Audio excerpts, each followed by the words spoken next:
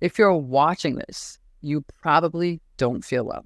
You wouldn't be here if things were great. So you're either already diagnosed with something and you want to know what you can do about it, or you're in a state of I-Don't-Feel-Good-Itis and you've been told everything is fine.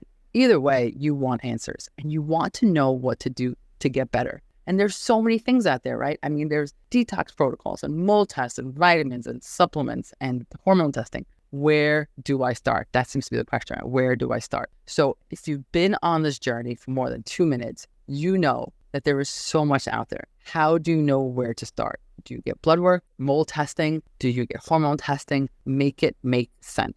So today's episode is about helping you through the maze. I'm not selling you anything or telling you what supplements to take. I'm just giving you a map. I wrote a whole book about it. It's right here. It's called It's in Your Head. But I'm not even telling you that. I'm giving you the cliff notes of what's already a pretty short book, because what could be better than a shortcut to a shortcut?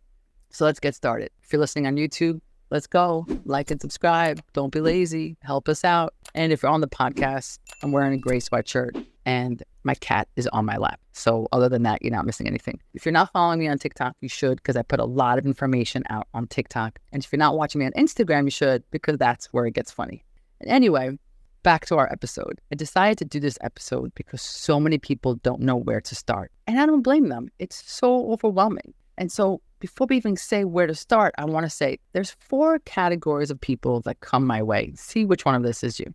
There is the I-Don't-Feel-Good-Itis crew. Maybe you're tired, you find yourself dragging, you're not sleeping well. Things are just not as they used to be.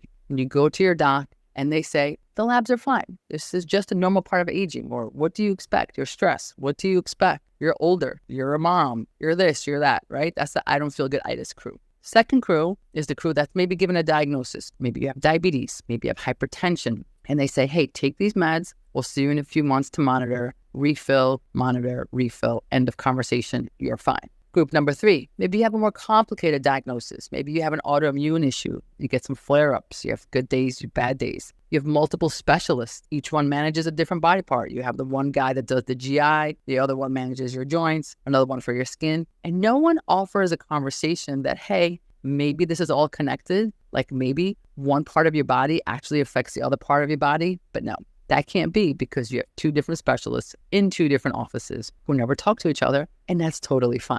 And the 4th group is the people who are really feeling okay, but you're worried about how to optimize your health because you want to prevent, and you go to the PCP and you're like, hey, I get it. I'm feeling good. I get it. My labs are good. But like, is there anything I could do to make sure that, I'm good in my later years, my golden years? And I'm like, no, as long as your animal is fine, you're fine. Right? So if you're one of these 4, you're in the right place. And here's what I want to tell you. None of this is fine. It's not fine. It's not fine not to feel well and not know why. It's not fine to just take meds and not have a backup action plan of how do we get off these meds. It's not fine to have 12 different specialists, like your body isn't connected. And it's not fine not to have a prevention plan for things that for the future, even though things are going okay right now. The bottom line is it is not fine. None of it is fine. But before we go on, I do need to say this. What these 4 groups of people have in common is that every single one of them first went to a doctor, an NP, a PA, to get evaluated.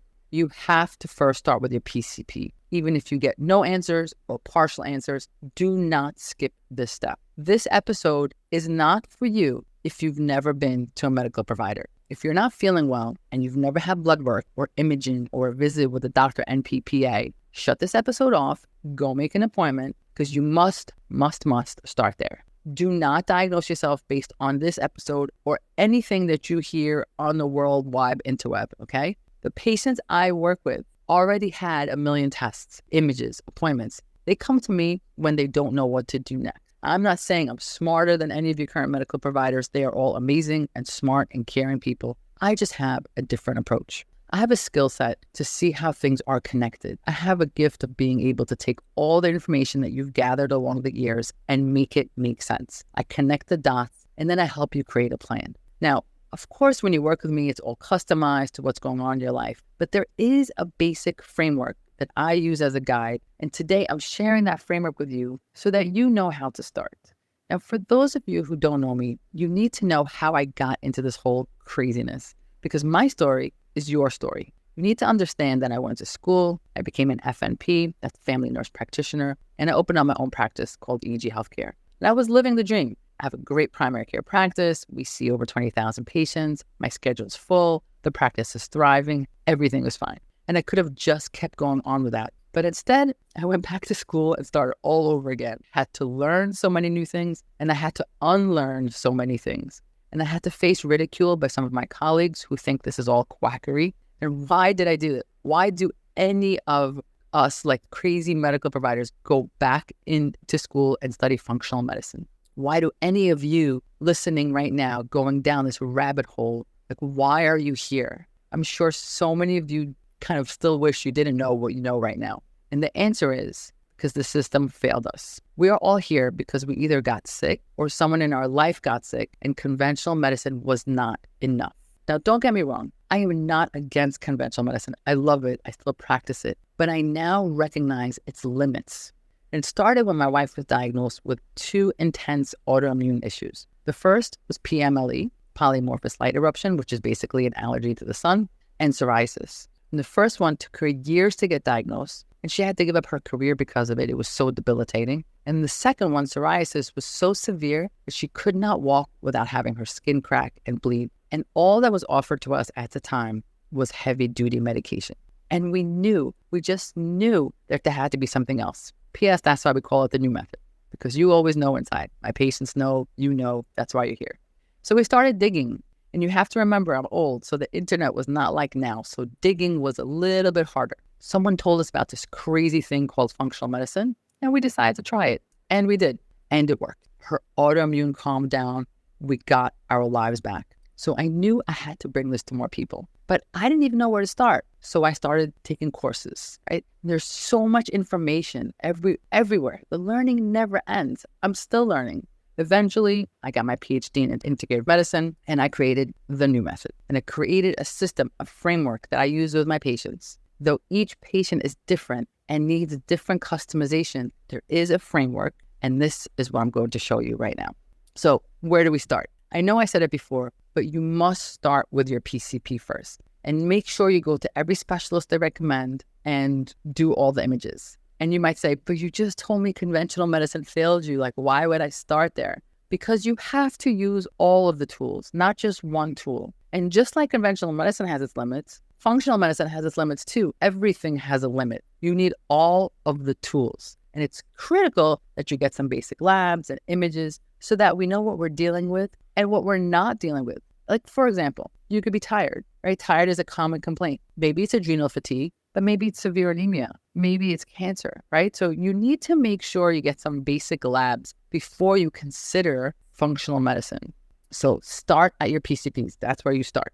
Now, if you get a diagnosis, great. We know what to do. We have somewhere to start. And if there's no diagnosis after seeing 27 providers, don't get frustrated. It doesn't mean that your doc doesn't know what they're doing. It just means you don't have a diagnosis yet.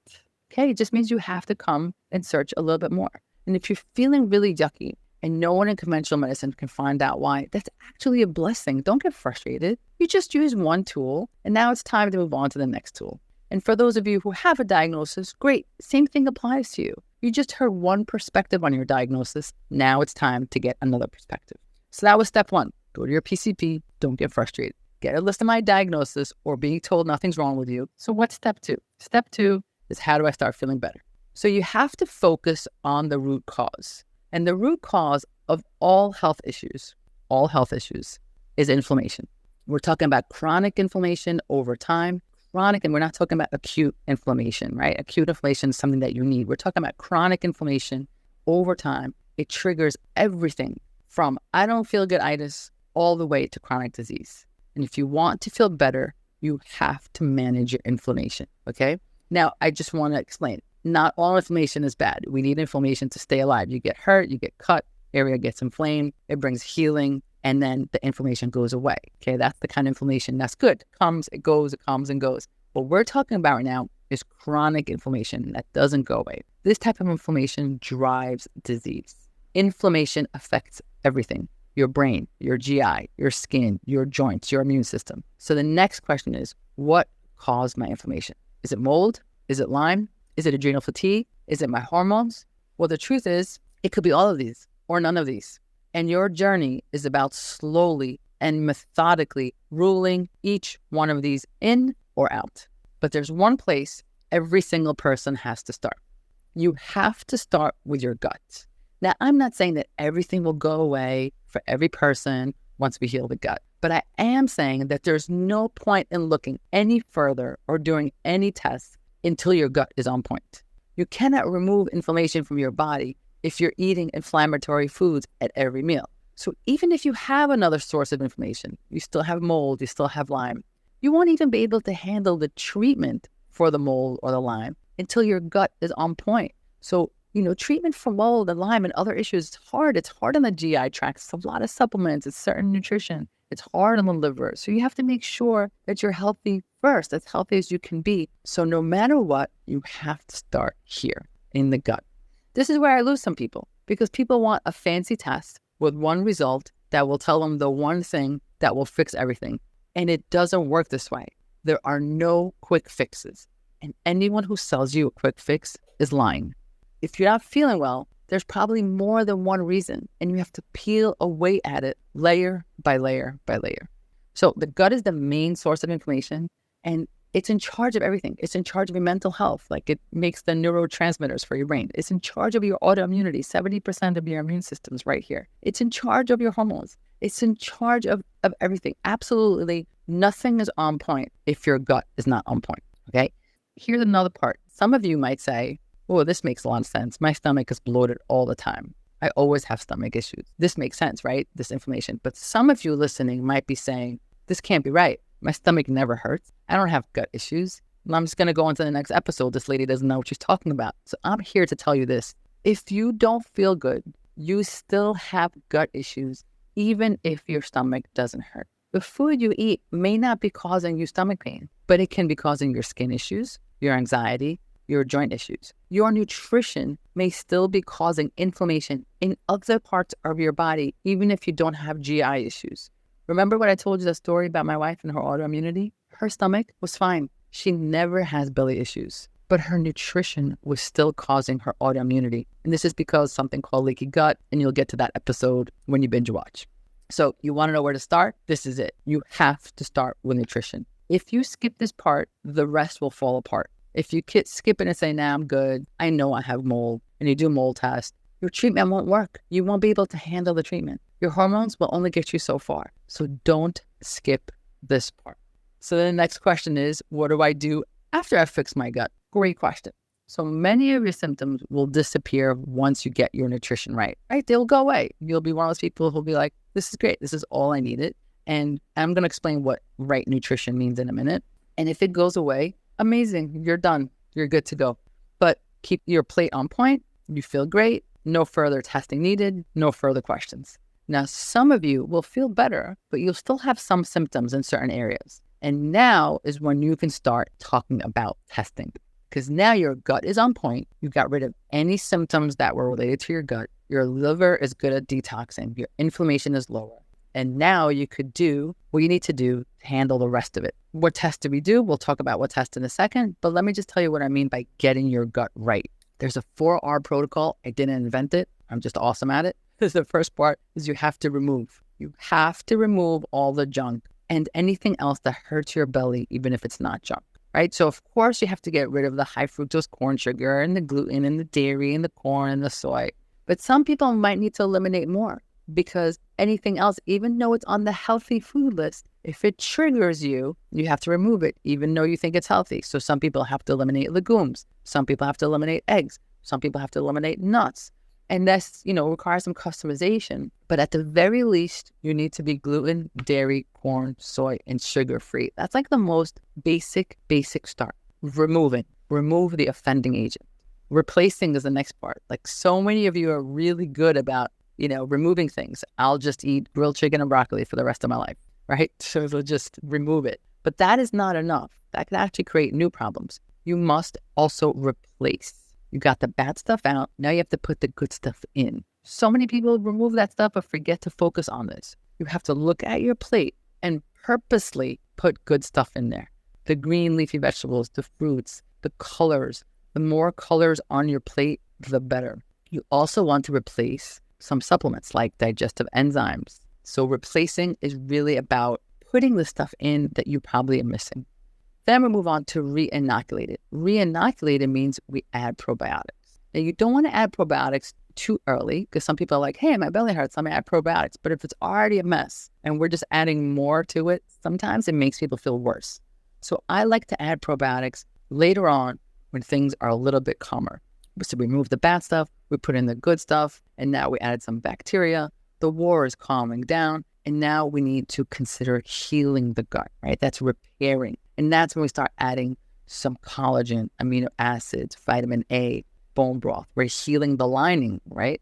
And you should notice that you start feeling better. Now, that being said, some of you might feel a little worse before you feel better. The first week might be pretty rough coming off of this because that's coming off the standard American diet is like detoxing from a drug. So don't get scared if the first week is really hard. Push through it to the other side because it's amazing on the other side. Now pay attention to what got better. Did your bloating get better? Is your skin clearer? Are your headaches better? Did the ringing in your ears stop? Are you sleeping through the night? Like what's happening? So now that you've calmed down your belly, we can start talking about the fancy tests. So what are the fancy tests? The fancy tests really depend on what symptoms you have. So for example, you did all this work and now you're still really, really tired. This might be a time to test for adrenal fatigue. It's a saliva test and it lets you know what your cortisol levels are doing. I did a whole episode on this. When you binge watch, just find that one. I use a company called Doctor's Data, not affiliated, and you do this adrenal test and it lets you know what's going on with your fatigue. And then you'll add some adrenal support, some supplements for that. If you're really still having belly issues or skin issues, even though you've done this whole 4R protocol, that's a good time to do food sensitivity testing. A company that I like to use, again, not affiliated, it's called Cyrex. They're really good at running food sensitivity tests, which, by the way, is not the same as allergy testing. So this can't be done at your local allergist. If your stomach is still off, despite doing this work, you might consider stool testing. A company called Genova does a great test, and this test is for let you know what's happening in your microbiome, what supplements you might be missing. Is there a pathogen in there? So much good information there. If you're still feeling super tired, remember, only after you've done the work. You're still feeling tired. You have brain zaps, internal tremors, sensitivity to chemicals. That is a good time to consider mold testing. The company I use is Real Time Labs. If you still have joint pain and swelling and extreme fatigue after fixing your gut, you might want to consider Lyme and tick-borne testing. I use IGeneX for that. And hormone testing. Now, most people who are not menopausal, postmenopausal, you don't really need hormone testing because usually once you fix the insulin and once you start fixing your belly, the hormones tend to regulate themselves. But for the postmenopausal woman, the reality is you're going to need some hormones. And hormone testing is appropriate here. But again, don't even jump down that bridge, down that road, until you fix your belly first. Okay. So then the next big question people ask me all the time is, what supplements should I take? And the answer is, it really depends on what's going on in your life. There is no one size fits all. There are 4 basics that I would recommend. And then on top of that, you're going to build depending on what's going on for you. So a really good high quality multivitamin. And yes, I sell it on my website, but get it anywhere. I don't care. Just get it. Omega-3. Omega-3 is like the number 1 anti-inflammatory. It just needs to be in your toolbox for no matter what you're dealing. If you're here, you have inflammation. So get the anti-inflammatory, omega-3, done deal. Vitamin D, because vitamin D is not really a vitamin. It's actually a hormone and it's involved everywhere, like in every process in your body. So get that vitamin D right. And then either glutathione or NAC, which becomes glutathione because this is the master antioxidant. So these 4 things, just basic. That's your foundation you should have on that. But then it depends what's happening. If you're dealing with mold, you're going to have a whole list of supplements. If you're dealing with Lyme, different supplements.